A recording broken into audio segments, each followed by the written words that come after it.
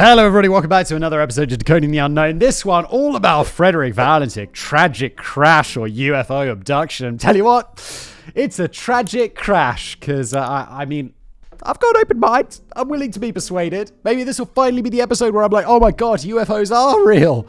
I've been wrong this whole time, these hundreds of episodes. Maybe. I could also be less of a sarcastic douchebag. Thank you, Ilza, who wrote today's script. Let's just jump into it. The format of the show, by the way. Ilza writes things for me. I've read them. I've never read them before. Maybe I'll be persuaded about UFOs. Let's go.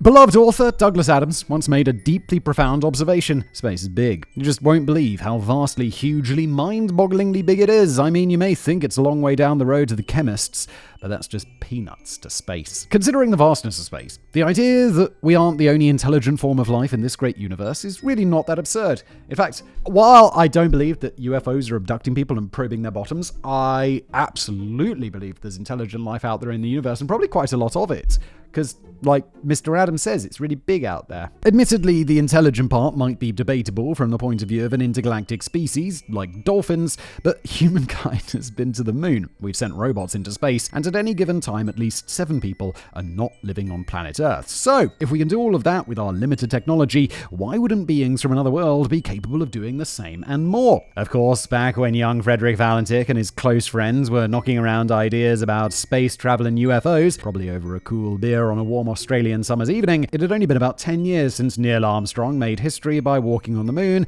and it would be another 20 years before the first rover landed on Mars. I'm really looking forward to seeing people walk on the moon again, because it would have been dope to be able to, in 1969, watching Neil Armstrong step onto the moon for the first time. I think that's really cool. Quite sad I missed that. Although I'm glad I'm younger than that, because I'll be able to see the next one, which is cool. However, it was the 1970s, and the love and peace movement was in full swing, and young Frederick's life lay ahead of him, full of promise. He had a dream, and he had every intention of making it a reality. Sadly, Frederick Valentich wouldn't see the 80s, and he never got to fulfill that dream. Instead, he disappeared into thin air over the dark waters of the Bass Strait, his name forever associated with UFOs. And the reason I know that this guy is quite notable is because I looked up the pronunciation of Valentich, his surname, and Frederick Valentich came up as the pronunciation. So he's notable enough for someone to have bothered pronouncing his name and uploading it to my favorite pronunciation site, forvo.com. Shout out. Quick question for you today. How many times are you connected to public Wi-Fi recently? Think about it. Airports, coffee shops, maybe just having a whip through the news, maybe shopping for that perfect pair of shoes. Look, I don't know, you do you. It seems innocent enough. Well, let me tell you a little secret. It's also prime time for snoopers to dig in on your data.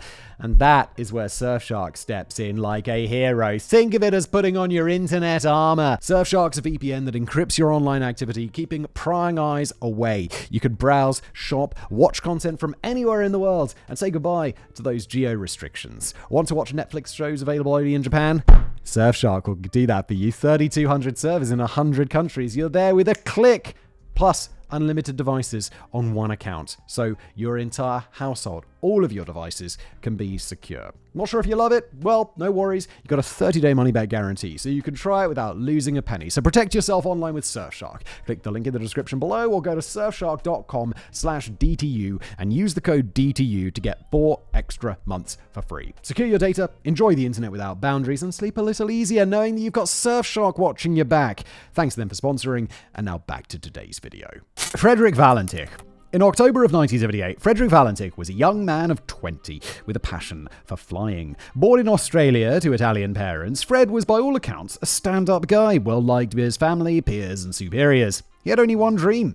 He wanted to be a pilot. Valentich applied to the Royal Australian Air Force twice, but was rejected both times due to his lack of education. I thought, isn't it? Oh, he's 20, I guess, so he's a bit old. But when I was a kid, if you signed up to go to the Air Force or the Navy or the Army after university, I believe they would pay for your university and give you a stipend, right? Couldn't he have done that? Fred was a hard worker and very dedicated to his chosen career, but he wasn't a very strong student. Okay, so maybe he just wasn't smart enough to get into university. Of course, that's a possibility. There are plenty of people who are not. He failed maths and barely passed science and geography on his leaving exam, his final exams in school. The RAAF also claimed that he failed all the application exams, suggesting he had a low IQ. However, Fred was undeterred. He wanted to fly, and if the Air Force wouldn't have him, he would do it all on his own. I feel to be a pilot, to pass I've studied, I didn't finish my pilot's license because I had kids. but I intend to. And I did the theory side of things. It's not super easy. I mean, it's not the most complicated thing in the world, but I think if you're below average intelligence, I'd say you need slightly above average intelligence to be able to get through that stuff. And I imagine even more so if you want to be an Air Force pilot or a commercial pilot. In September 1977, Valentich obtained his private pilot's license on his first step into pursuing a career of flying. Studying part-time, he started working towards his commercial pilot's license. According to his father, Fred really wanted to show everyone, especially the RAAF, that he could do it. They don't care, dude. Like, you've been rejected, and this is something that is living in your head, and they don't care. They're a giant organization, and they reject plenty of people. You're not going to be to them later, hey, look, you rejected me, and now I'm a pilot. They're going to be like, who are you? Wait a minute. Who are you? By May 1978, he obtained his Class 4 instrument rating, basically meaning that he could fly in conditions clear enough for him to see potential hazards like mountains and other planes with the naked eye instead of relying on instrumentation. He poured all of his time and energy into realizing his dream, but sadly it wasn't going too well. Wait, I feel like Ilza got that the wrong way round. If I remember anything about flying, he got the instruments. His Class 4, I think that would mean that he is allowed to fly only, although then he's flying clear weather. But then he wouldn't be relying on instruments. Like, I feel instruments is a higher rating, like when you're just relying on instruments. Despite working hard, Fred failed all 5 of his CPL subjects, that's the commercial pilot's license, in October 1977 and again in April 1978. In July of 1978, he sat for 3 exams, but once again failed all 3. To make matters worse, he already had some black marks against his name. One incident involved receiving a warning after straying into restricted airspace in Sydney in July 1978. He was also cited twice for flying blindly into clouds, something even experienced pilots will avoid if they can, and authorities were considering prosecution. Not really something you want on your resume if your goal is flying for a commercial airline. Yeah, honestly, anyone listening to this want this guy as the pilot of their 737? You're sitting in the back. The guy can't pass the exam, so even if he does, he's scraped through. As a boy, Fred had been an Air Training Corps cadet, and when he got knocked back by the RAAF and started working towards his CPL, he returned to the Corps in 1977 as an unpaid civilian helper and was later taken on with the rank of airman. Fred's superiors at the ATC, his colleagues and his instructors, only had good things to say about him. He respected authority, was a man of sober habits who never drank excessively, and he was an average pilot with a healthy approach to flying, never taking unnecessary shortcuts or risks. He never mentioned UFOs. This will become important later. His instructors also considered his academic ability reasonable, though one tutor mentioned that Fred's spelling was very poor and he made frequent mistakes when working through navigation problems. His tutor thought this was simply because the young man was impatient about getting the exams over with so he could get his CPL. However, reading through the interviews with those who knew him, it seems that there was another side to young Frederick. He really wanted to be accepted and gain the respect of his superiors and peers at the Air Training Corps. So he lied to his ATC officers and his girlfriend about passing some subjects for his CPL when, in fact, he'd failed all of his exams multiple times. He came clean to his girlfriend 4 months later, but his tutor was shocked to learn that Fred had in fact failed and insisted that he found that level of dishonesty to be completely out of character for Fred, a sentiment that was echoed by many who knew him. However, this wasn't the only instance of Fred not telling the whole truth. Before the scheduled flight to King Island, that would be his last, Valentich had run up a bill of around $500 with Southern Air Services, the company from which Valentich would rent his aircraft since he didn't own one. When SAS first asked about the bill, Fred already owed them $360, and he claimed that he was waiting for his passengers to Sydney to pay up. However, he had no passengers on the flight to Sydney. The passengers never showed up at the airport, so after waiting 2 hours, Valentich and his girlfriend made the trip to Sydney alone. In all fairness, we've all told the occasional white lie that never saw the light of day because we weren't unfortunate enough to disappear in strange circumstances, and it's entirely plausible that Valentich simply lied about passing his exams because he was feeling self-conscious or didn't want to disappoint his family and friends. Yeah, I mean,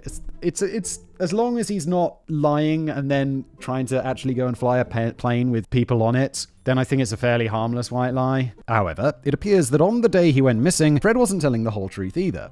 So what exactly happened on that fateful day in October 1978? A mysterious disappearance. On the afternoon of Saturday, October the 21st, 1978, Valentich rented a single-engine Cessna 182L and visited the Moorabbin Airport briefing office where he obtained a meteorological briefing. At 5:23 p.m., he submitted a flight plan for the night flight from Moorabbin Airport to King Island and return at a cruising altitude of under 5,000 feet. He had flown to King Island before, but this time would be his first flying at night. Fred also wasn't a strong swimmer and didn't like flying over water, so it's fair to assume that he was probably a little nervous. He told the briefing officer, it's like, I'm a strong swimmer, but if you're crashing your plane in the ocean, being a strong swimmer or a weak swimmer, I don't really feel is going to be very helpful. You're in the ocean, far away from anything. He told the briefing officer that he was going to King Island to pick up friends and took 4 life jackets in the aircraft. The aircraft was refueled to capacity at 6:10 p.m. and Valentich took off at 6:19 p.m. King Island is about halfway between the main island of Tasmania and mainland Australia. Flying directly from Moorabbin to King Island would take you over the water of the Bass Strait nearly all the way. Flying over water is a dangerous business, especially for an inexperienced pilot, so the standard route is to fly southwest along the coast to Cape Otway, which takes around 41 minutes, and from Cape Otway across the water to King Island, which takes around 28 minutes. Valentich had enough fuel for 300 minutes of flying time, more than enough to get to King Island and back. After successfully taking off, two-way radio communications were established with the Melbourne Flight Services Unit FSU. Valentich reached the Cape Otway right on schedule, radioing his position to the air controller at exactly 7 p.m. The weather in Cape Otway clear with excellent visibility and light winds. The sun had already set,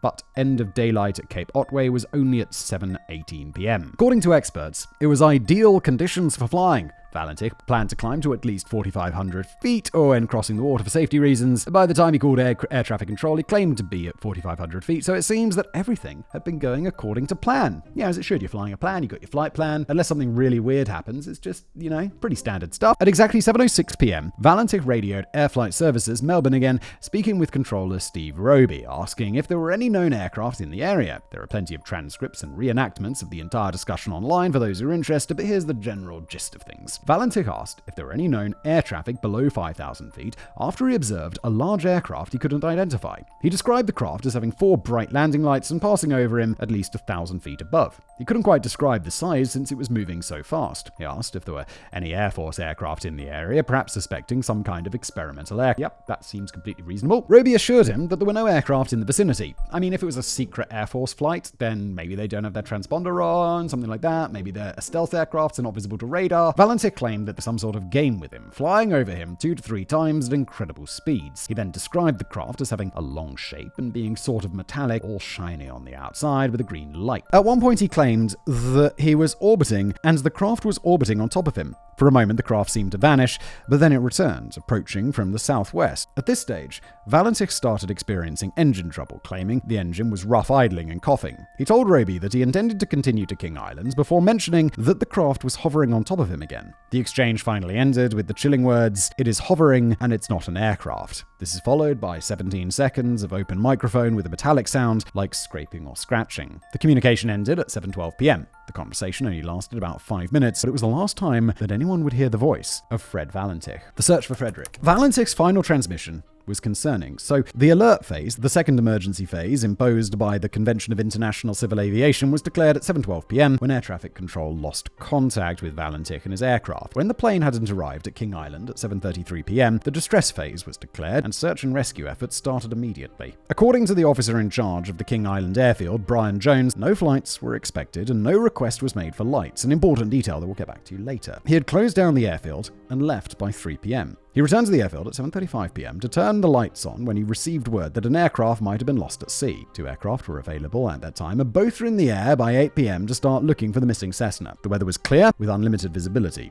The Otway Lighthouse on the mainland could clearly be seen, and the lights on King Island and the fishing boats just offshore could be seen for miles. However, the search was fruitless. Yeah, because it's nighttime, and if that Cessna's crashed in the sea and it doesn't have a light on, then you're not going to be able to see it at all, because it's nighttime. On October the 22nd, 18 miles, that's 28 kilometers north of King Island, rescuers spotted an oil slick, raising hopes that the aircraft and pilot, or at least some of the wreckage, would be found.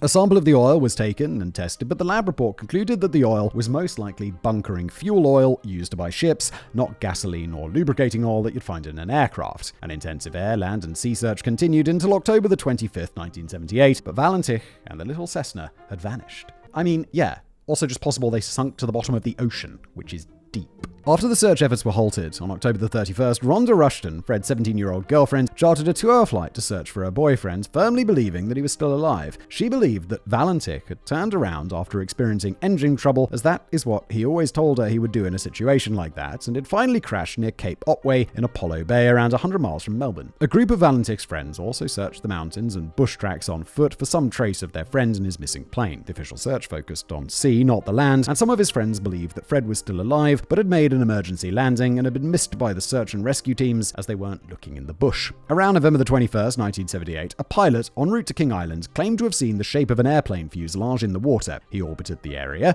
but couldn't find the fuselage a second time. However, the area where he claimed to have seen the shape is about 30 fathoms, about 60 meters deep, so the water would have had to be very still and very clear for the pilot to see anything. At the time, a gale warning was in effect, and the water was very rough, so whether he saw the outline of a plane or simply shadows in the wild water of what resembled a plane, we'll never know. I mean, 60 meters down, that's really freaking deep. And in rough water, I mean, he just imagined something. On May the 15th, 1983, an engine cowl flap was found on the west coast of Flinders Island, Tasmania. The part was found on a beach at Parry's Bay, opposite the northern end of Flinders Island Aerodrome. The engine cowl flap was from a Cessna 182L aircraft and fell within the range of serial numbers that included Fred Valentich's missing aircraft. The operating bolt, made of steel, was heavily eroded and appeared to have failed either in flight or on impact. Flinders Island is quite far away from Cape Otway, around 250 miles or 400 kilometers according to Google Maps, so that's a long way for a piece of debris to travel, even in 5 years. Yeah, but it does happen. It's not that unreasonable. At the time, in 1983, investigators weren't aware of any other missing aircraft or wreckage that had been dumped in the area with a similar serial number. According to marine experts consulted by the Department of Transport who were conducting the investigation, there had been unusually large and strong currents in the area due to storms. While it would be unlikely for a piece of debris to travel that distance in normal conditions, these unusual currents would actually make it possible for the cowl flap to travel from the area where the plane probably went down, somewhere between Cape Otway and King Island, all the way to Flinders Island. However, the piece of debris washed up opposite the northern runway of Flinders Airport, and according to the then airport manager, 2 other Cessnas of a similar type had lost similar parts during takeoff prior to 1983. Apparently, this particular part had a bit of a tendency to come off during takeoff, which is a bit concerning. Yeah, it is. Planes are scary. So, private planes.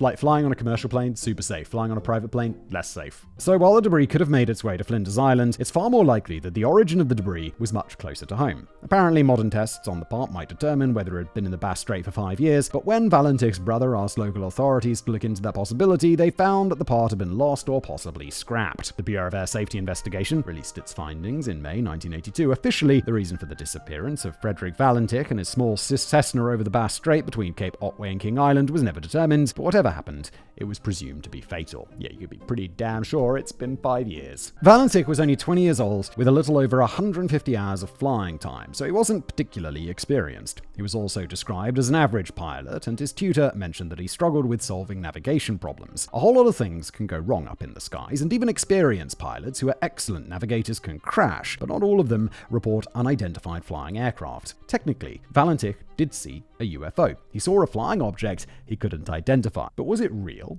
And did it have anything to do with his disappearance? I believe maybe it was real. I mean, I don't doubt that he saw something. He wouldn't just be radioing it in for a laugh. I don't think it was a UFO, though. A suicide or staged disappearance. Everyone agreed that Valentich was an honest and stand-up guy, except perhaps for his bad habit of lying about passing exams. However, in the days leading up to his disappearance, quite a few odd things had happened, and Fred's behavior is described to be out of character. While his family and friends refused to consider suicide, it appears that Fred was definitely up to something. Firstly, and in my opinion most concerning, is the lights at King Island Airfield. The airfield at King Island is very small, since the island isn't exactly an important trade hub or tourist destination, so if an airplane was planning on arriving after dark, the pilot would have to call ahead and inform King Island of their arrival and request someone to go and turn on the airfield lights. Fred knew that he was going to arrive after dark. It seems strange that an inexperienced pilot would decide to land at night without runway lights. Valentich's father told investigators that Fred's memory was good when it came to important things,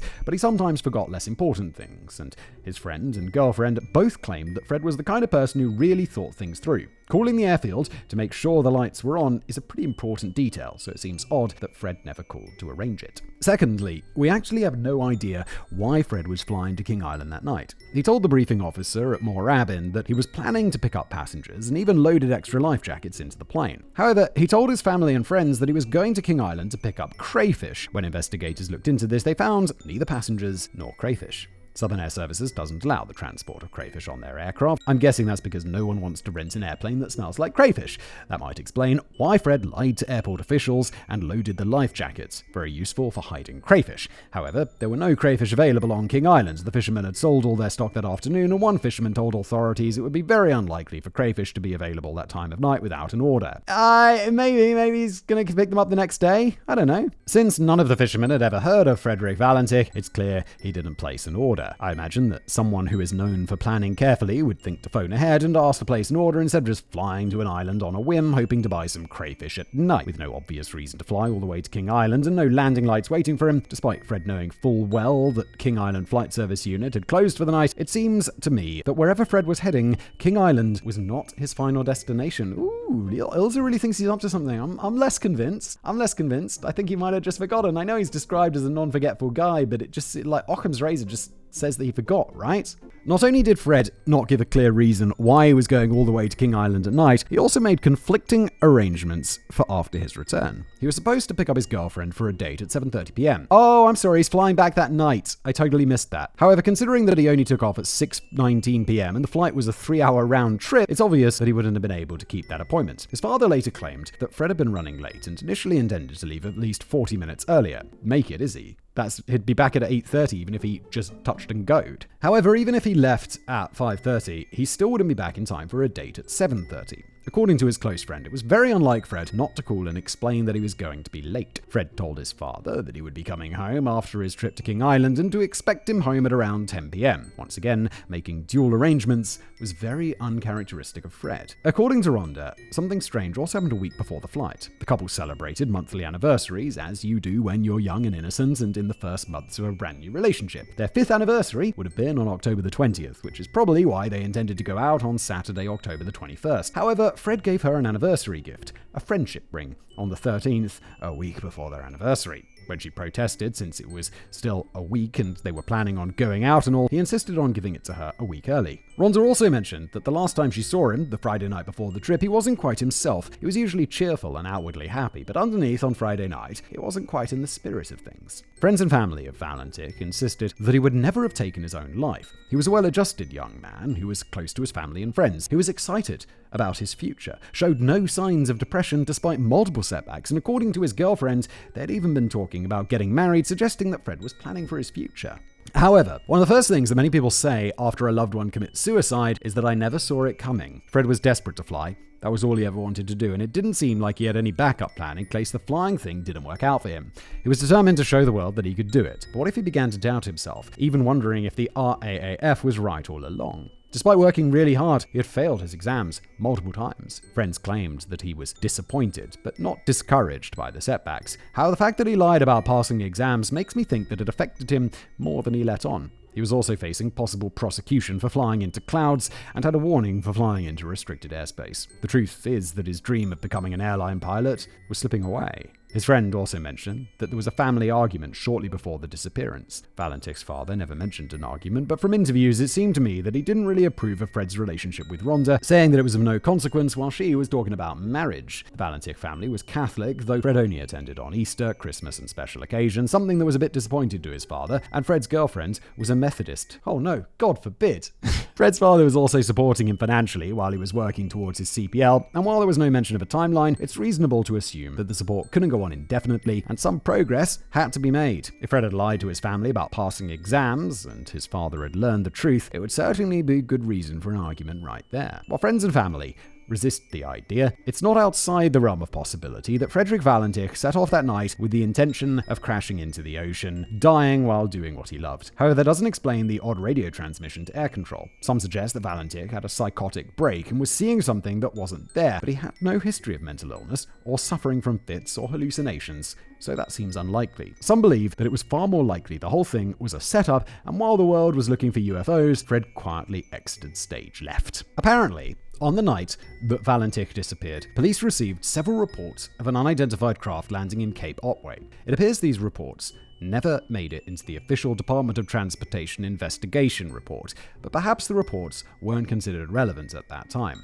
Valentich's fuel tank had been filled to capacity before takeoff, not unusual for pilots, especially if they'll be flying over water, so there was any number of places that he could safely reach if that was his intention. Whether he knew this, or made any efforts to research a list of possible places he could go, is unknown. Unfortunately, there's no convenient Google search history to help us out with that. Everyone Fred spoke to, or interacted with on the day he disappeared, agreed that he seemed to be in a normal state of mind. He followed his usual routines, and Steve Roby, the last person to ever speak to Fred, is convinced that Fred didn't sound like a man about to ditch into the ocean or run away to the hills. However, the only person who can really speak to Fred's frame of mind on that day is, well, Fred, and we can't ask him because he's not around anymore. Did Fred's struggles to make any headway in his chosen career finally become too much for him? Fred's father never thought so. He hoped for a different scenario. Aliens.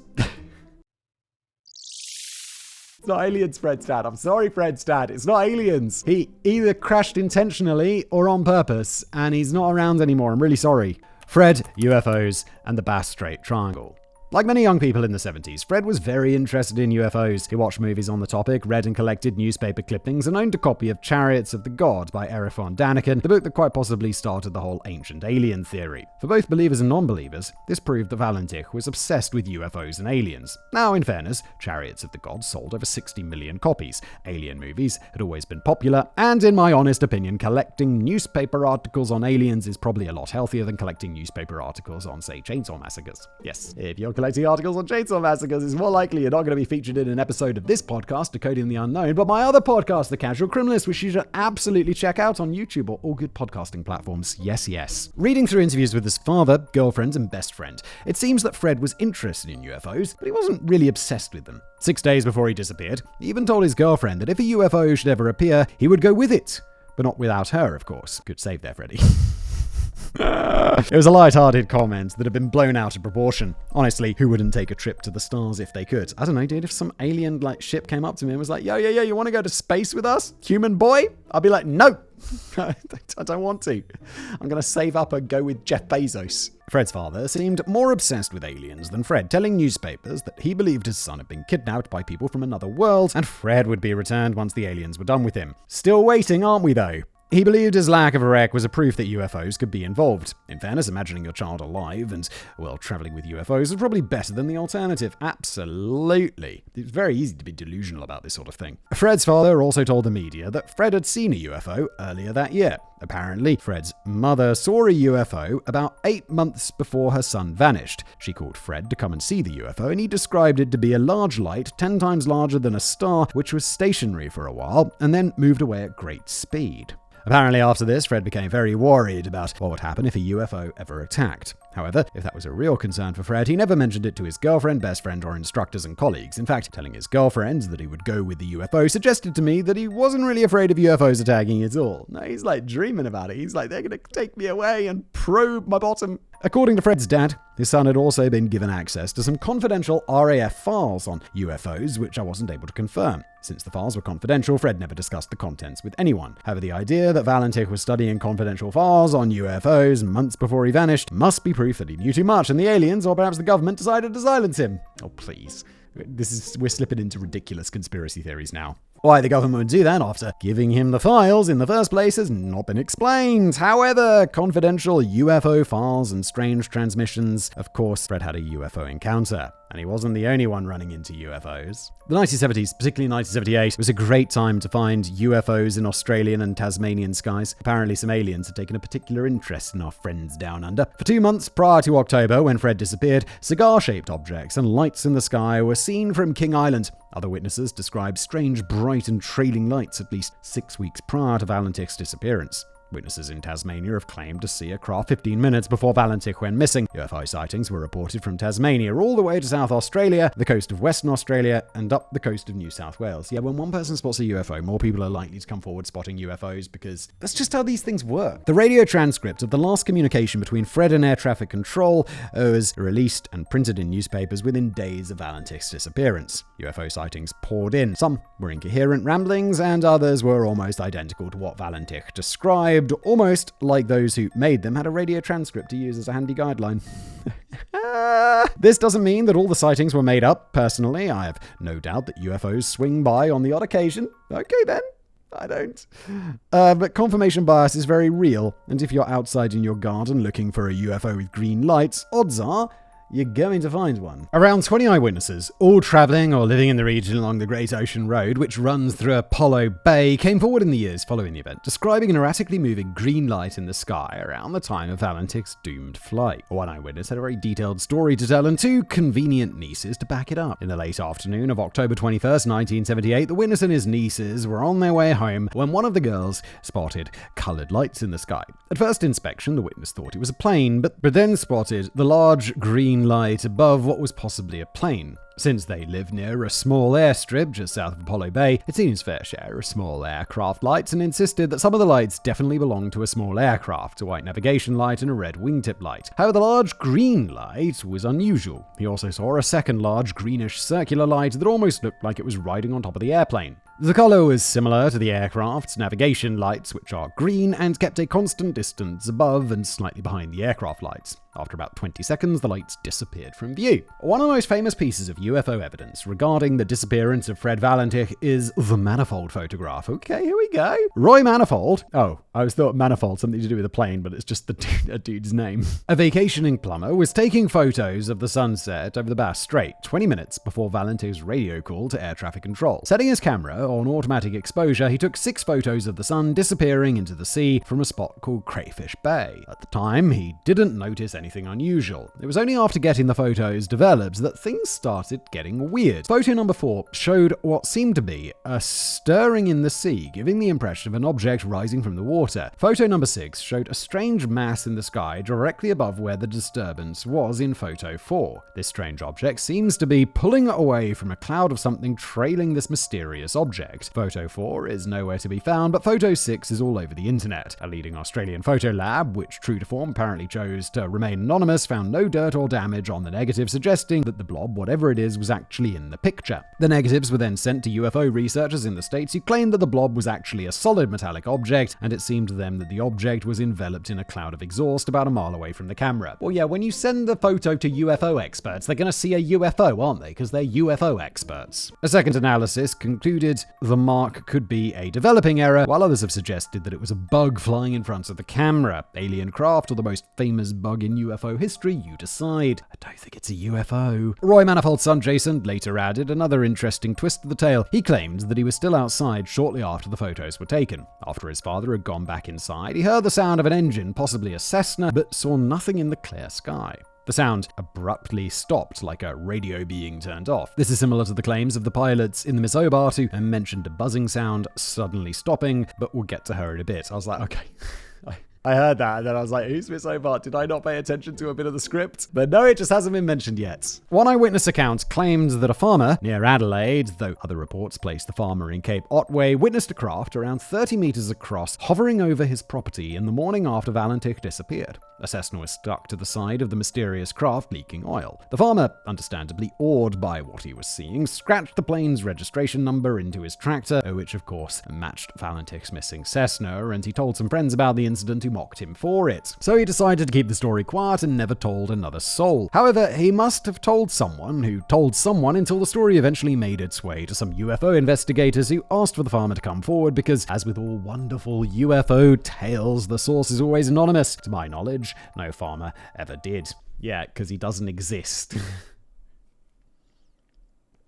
In a strange coincidence, 5 days after Valentich's disappearance, Steve Roby was back at work when another light aircraft radioed air traffic control claiming that he had been passed 3 times by an intensely bright light traveling at jet speed above East Sail. The light came so close to him that he was forced to land. As if these sightings weren't enough, the fact that Valentich disappeared over the Bass Strait just adds fuel to the UFO fire. The Bass Strait Triangle is basically Australia's version of the Bermuda Triangle, but as we've established on this very show in the past, the Bermuda Triangle isn't a real thing. It's no more likely that you're going to go missing there in an airplane or a boat than anywhere else in the world. It's a channel, so it's more of a rectangle, but the Bass Strait rectangle just doesn't have the same ring to it. The Bass Strait runs between the state of Victoria, Australia, and the island of Tasmania. It's about 300 miles, 190 miles wide, and 200 kilometers, or 120 miles long, from north to south, dotted with around 50 islands, many of them little more than submerged reefs and rocks. Today it's a major shipping lane that sees a lot of traffic, but it's well known for rough currents and winds.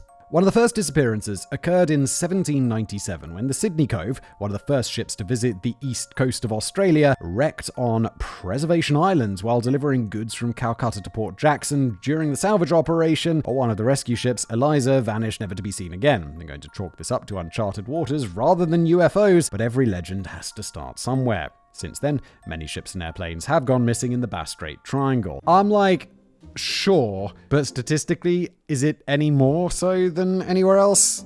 I somehow doubt it. In 1920, during the search and rescue operations for the missing schooner SS Amelia J, another ship as well as a military aircraft, air code DH9, would also vanish. Some crewmen aboard the HMAS Swordsman, who was also taking part in the search operation, reported seeing strange lights in the sky. In 1934, the airliner Miss Hobart, here we go, also disappeared off the face of the Earth, carrying 11 passengers and crew into oblivion with her. Conditions were perfect for flying, much as they were with Valentich, and the aircraft was a brand new state-of-the-art Havilland DH-86. During its last transmission, the pilots claimed that they were surrounded by an unusual buzzing sound. Some articles claim someone mentioned an unknown aircraft close to them, and there was even talk of an aerial machine coming their way. Then the humming sound suddenly stopped. Unfortunately, there doesn't seem to be an existing transcript of this conversation available.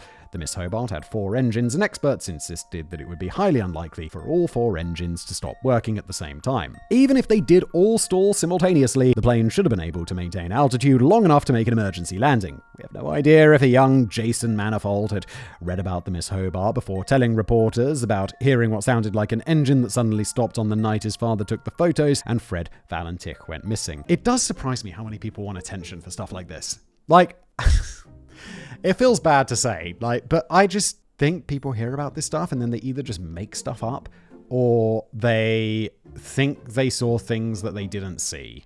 I'm just so cynical. Jesus Christ. Throughout World War II, at least 17 military aircraft went missing over the Bass Strait despite there being no fighting in the area, and some of the pilots reported encountering UFOs. One pilot claimed that he had been followed by a large bronze disc, while another was followed by a large dark shadow. All 17 aircraft went missing while out on training flights, and in many cases, no wreckage was ever found. Many articles supporting the UFO theory are also quick to point out that the Department of Transport report looking into the disappearance actually includes quite a few reports of UFO sightings. The Department of Transport investigators even suggested that the Minister of Defense look into the UFO reports and also stated that the appropriate officers at the RAAF had already been informed. Now, most people seem to think that this proves the government was taking the UFO stories seriously and was even looking into the possibility of a UFO somehow being involved in Valentich's disappearance. Again, I don't think it's unreasonable if the government look into this stuff, because it could be like these sorts of things. I'm always experimental aircraft, military aircraft of some kind, because when stuff's come out, this is usually what it tends to be. So it's not unfair for the Ministry of Defense or whoever, the Minister of Defense, to go and look into this, because it could be a threat to national security or something. However, it makes perfect sense for defense forces to look into reports of unexplained lights and flying objects. Criminals, spies, and terrorists are well known to use things like airplanes and spy satellites. I don't think terrorists are using spy satellites, but even if the majority of UFO sightings don't turn up anything, Murphy's Law dictates that the UFO sightings you ignore will be the spy satellite that was hijacked by terrorists and used to topple your government and turn your country into a Mad Max movie. The night of Valentich's disappearance, according to Mount Stromlo Observatory near Canberra, happened to coincide with a peak meteorite stream with around 10 to 15 sightings per hour. Valentich's brother, father, and girlfriend all insisted that Fred didn't make up stories. If he said he saw bright lights, then that's probably what he saw. It's unlikely that he was kidnapped by aliens, but whether it was a meteorite storm or a craft from another world, it's plausible that Fred saw something that distracted him, which led to a fatal crash. I think that is by far the most likely explanation. I don't think he's making shit up. I think it is weird that he went out and he made all these plans and things didn't add up. I don't know why. I think he did get distracted by something and crashed his plane into the sea. I think that's by far the most likely explanation.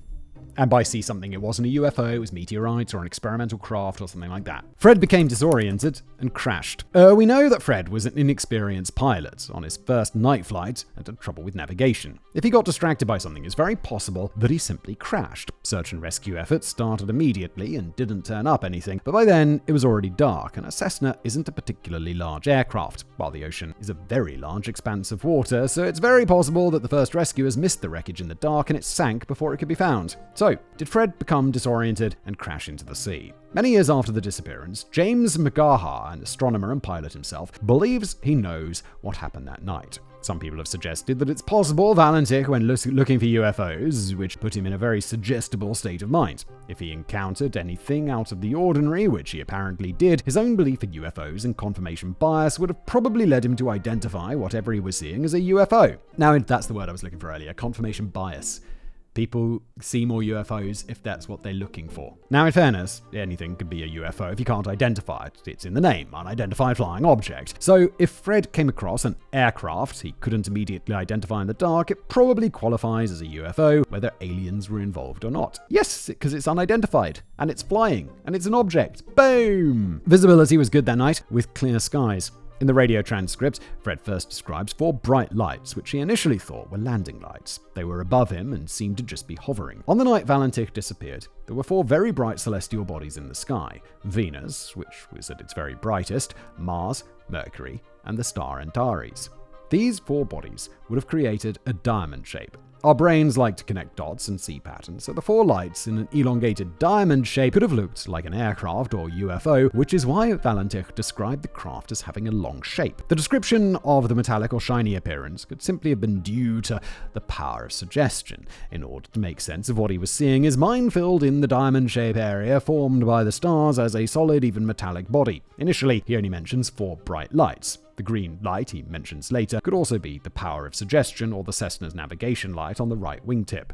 Little red port left in the bottle. Yes, that's right. Green on the right. There, you know the left and right for the green and red? You always remember it by, there's a little red port left in the bottle. It's like left, port, red, and then green, right. Right? Starboard. The green light, or its reflection on the windshield, became part of the UFO sighting. Apparently, a witness on the ground who claimed to have seen the events unfold never mentioned a green light. He only added this detail many years later when the green light was made public. However, he described the light as being similar to the navigation lights on an airplane. He claimed the green light was on top of the aircraft.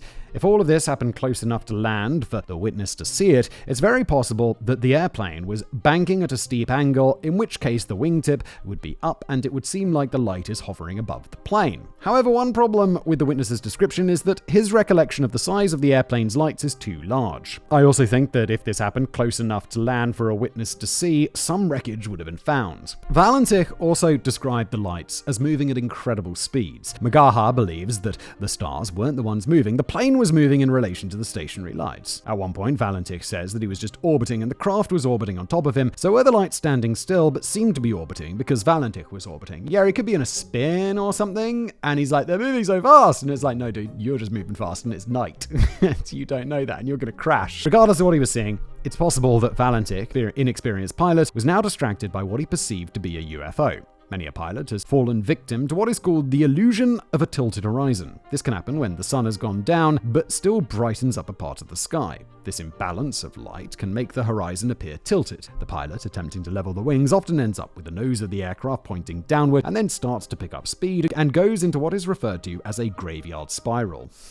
Oh, God. At a moment when he should have been paying attention to the instruments, Fred was focusing on what he might have thought was a UFO. Valentich reported that his engine was rough idling before losing contact with air traffic control. The tightening circle of a graveyard spiral would increase the G-forces and decrease the fuel flow, which would explain the rough running of the engine. It's also possible that the plane was already inverted by that point, which would produce the same effect since the Cessna 182 has a gravity-fed fuel system. Thus, disorientated and distracted, Valentich went into a spiral and crashed into the ocean. Now, this sounds very reasonable, and usually I would be the first person to accept the most reasonable explanation. I am accepting it already, Ilza, so what's coming next? However, to me, it feels like much of this explanation hinges on Fred being obsessed with UFOs, possibly even looking for UFOs, and in his excitement was incapable of telling the difference between a stationary star and a moving light. Filling in the space formed by the stars as a solid metallic and seeing his navigation light's reflection and assuming it was from a different craft all rely on Fred being obsessed with UFOs. No, it doesn't.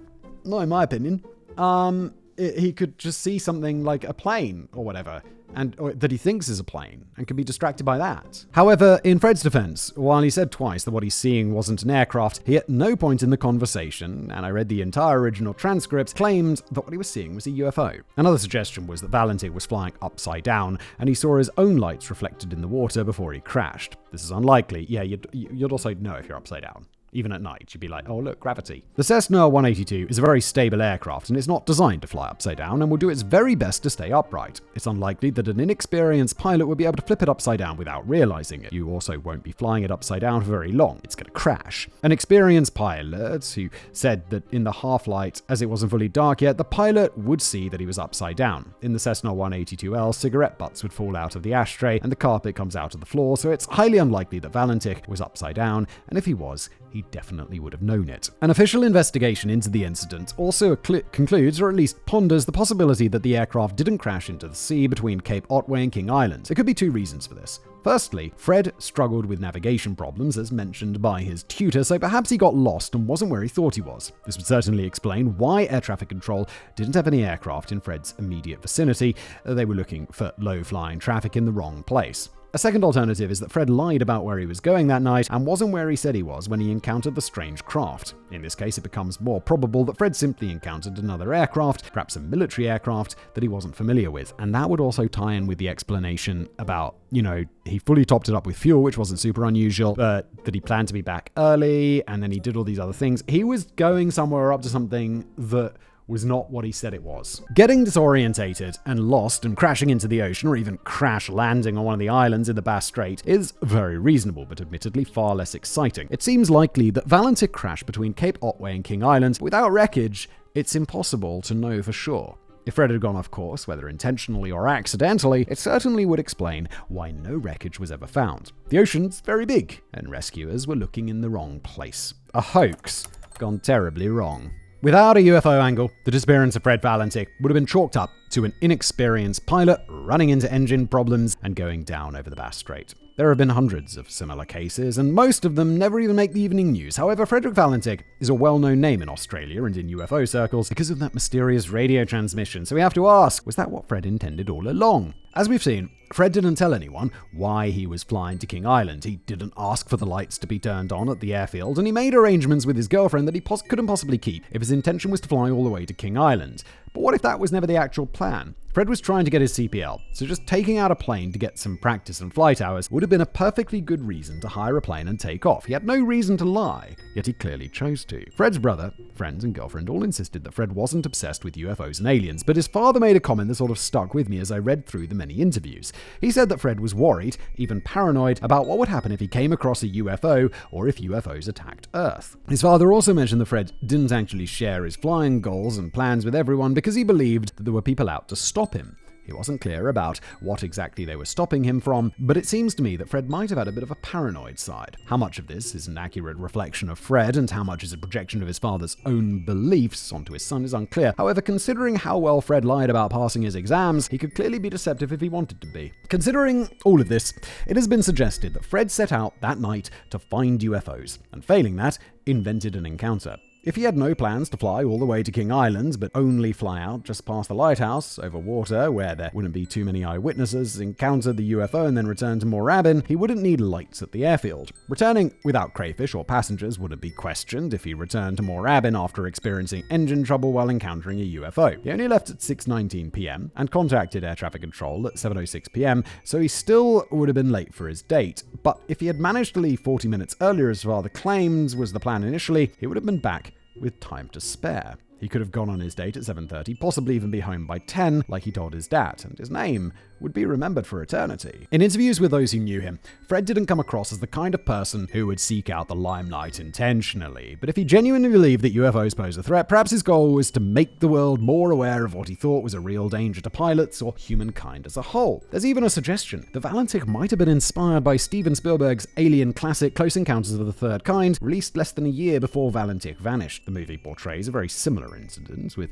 a pilot coming across a UFO, complete with bright landing lights, hovering, descending towards the pilot, and a pilot unable to properly identify or describe the aircraft. If it was just a hoax, perhaps Valentich fully intended to return home from his flight with an important story to share. As one commentator pointed out, it's possible for more than one thing to be true at the same time, so perhaps the hoax went fatally wrong. After calling in his encounter, real or invented, Valentich got disorientated, went into a graveyard spiral, and crashed. If he had turned around, he probably would have crashed closer to Cape Otway than King Island, and since the first searches launched from King Island, it's possible that the Cessna wreckage had sunk before anyone could spot it. Alternatively, after setting up his hoax, perhaps Fred crashed into the ocean intentionally or disappeared voluntarily into the midst of the Tasmanian bush. No, they'd have found him by now. He's not just going to disappear forever. Live in the bush. Valentich's father always strongly denied any implication that the sighting was a hoax, and Stephen Roby, the air traffic controller talking to Fred, also insisted that the man he spoke to was clearly stressed by what he was seeing. The tape had been analysed by the Department of Transport, who claims that Valentich's voice is very matter-of-fact, which seems odd considering what he was describing. However, an analysis by NASA disagrees, stating that the pilot seemed to be under genuine stress. It's not clear if Roby believed Fred encountered a UFO as such, but he firmly believed that Fred was experiencing something. In his opinion, whatever was happening up there, Valentich was genuinely confused and stressed, and he wasn't faking anything. Much like the theory about Fred seeing 4 bright stars and assuming they were landing lights, this theory relies solely on the idea that Valentich was obsessed with UFOs, something we have no proof for except for the comments of a grieving father. Conspiracy. As with any good UFO story, there is of course a conspiracy afoot. Yes! One news story claimed that the radio transcripts presented to the public, and apparently the one in the official report as well, since that's the one I read, had been edited, and a vivid description of the UFO had been cut.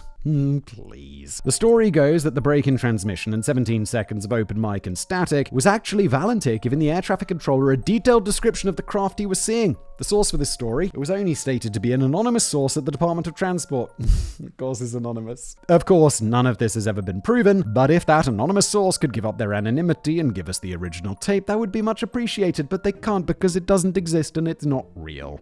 None of this is real. Conclusion. In 1998, the Valentich family erected a memorial plaque to Frederick on Cape Otway, the place where the family gathered once a year on the day of his disappearance to hold a vigil and remember their son, brother, and friend. This plaque was unveiled by Steve Roby, the air traffic controller who took Fred's call and the last man to ever speak to the young pilot. It's been almost 50 years since Fred vanished, and the family is no closer to getting any answers to what happened on that night. The stories of UFO sightings and Fred's final transmission cemented his story in the minds of UFO researchers around the world, but I think the truth of what happened to Fred that night doesn't lie in the realm of UFOs or the supernatural, but rather in the mysterious trip. Why was Fred flying to King Island, if that was his final destination at all, and why was he behaving so out of character? Still a person who left behind a family and friends who loved him and still miss him. And we shouldn't lose sight of the fact that what might be an exciting story of UFOs to the rest of the world is also a story of tragedy and loss. I think Frederick Valentich should be remembered not for his encounter with a UFO, but as a passionate young pilot, working hard to follow his dream, no matter the obstacles life put in his way. Yeah, I agree. This was a nice episode. Just like a classic UFO story, and yeah, sad that the guy died. I don't believe there was anything weird afoot on his part. I don't think he intentionally did anything weird. But it wasn't UFOs. It wasn't aliens. And that's where we end today's episode. Thanks for being here.